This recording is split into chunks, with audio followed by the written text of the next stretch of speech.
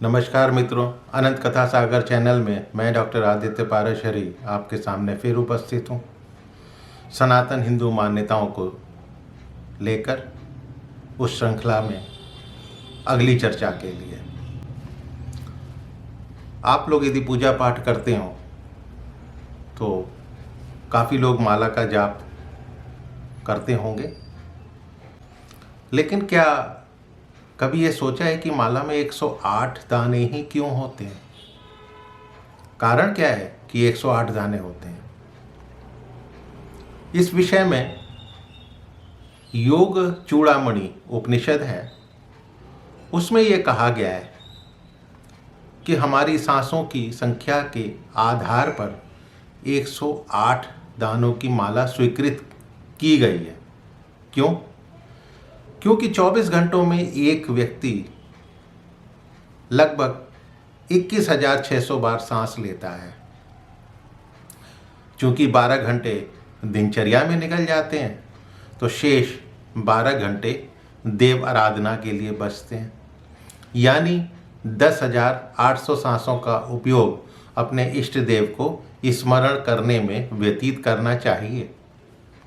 लेकिन इतना समय तो देना हर किसी के लिए संभव नहीं है गृहस्थ आश्रम में। तो फिर क्या करा जाए? तो वो कहते हैं कि 10,800 में से आप अंतिम 2 शून्य हटा दीजिए तो 108 सांस में ही प्रभु स्मरण को मान्यता दी गई है। दूसरी मान्यता सूर्य पर आधारित है, सूर्य सिद्धांत पे। एक वर्ष में सूर्य लगभग 2,16,000 कलाएं बदलता है। चूंकि सूर्य हर 6 महीने में उत्तरायण और दक्षिणायन रहता है, तो इस प्रकार 6 महीने में सूर्य की कुल कलाएं लगभग 1,08,000 बैठती हैं। अंतिम 3 शून्य हटा दीजिए तो आपको 108 अंकों की संख्या मिलती है। इसलिए माला जप में 108 दाने सूर्य की एक एक कलाओं के प्रतीक हैं। तीसरी मान्यता ज्योतिष शास्त्र के अनुसार दी गई है। ज्योतिष शास्त्र के अनुसार समस्त ब्रह्मांड को 12 भागों में बांटा गया है। इन 12 भागों को राशि की संज्ञा दी गई है। हमारे शास्त्रों में प्रमुख रूप से 9 ग्रह माने जाते हैं।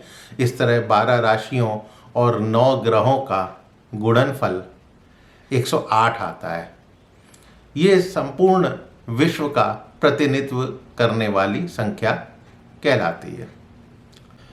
तो चौथी मान्यता भारतीय ऋषियों की कुल 27 नक्षत्रों की खोज पर आधारित है। चूंकि प्रत्येक नक्षत्र के 4 चरण होते हैं, अतः इनके गुणनफल की संख्या 108 आती है, जो परम पवित्र मानी जाती है। इसमें श्री लगाकर श्री 108 हिंदू धर्म में धर्माचार्यों जगत गुरुओं के नाम के आगे लगाना सम्मान सूचक समझा जाता है। उसके बाद माला के 108 दानों से ये पता चल जाता है कि जप कितनी संख्या में हुआ। दूसरे माला के ऊपरी भाग में एक बड़ा दाना होता है जिसको सुमेरु कहते हैं। इसका विशेष महत्व है, चूँकि माला की गिनती सुमेरु से शुरू होकर माला समाप्ति पर इसे उलटकर फिर शुरू से 108 का चक्र प्रारंभ किए जाने का विधान है। सुमेरु को लांघा नहीं जाता। एक बार माला जब पूर्ण हो जाती है तो अपने इष्ट देव का स्मरण करते हुए सुमेरु को मस्तक से स्पर्श किया जाता है। ऐसा माना जाता है कि ब्रह्मांड में सुमेरु की स्थिति सर्वोच्च होती है। अब माला के दानों की संख्या के महत्व पर शिव पुराण में भी कहा गया है कि 108 दानों की माला सर्वश्रेष्ठ, 100 की श्रेष्ठ तथा 50 दानों की मध्यम होती है। शिव पुराण में ही इसके एक श्लोक में माला जप करने के संबंध में बताया गया है कि अंगूठे से जप करें तो मोक्ष, तर्जनी से शत्रुनाश, मध्यमा से धन प्राप्ति और अनामिका से शांति मिलती है।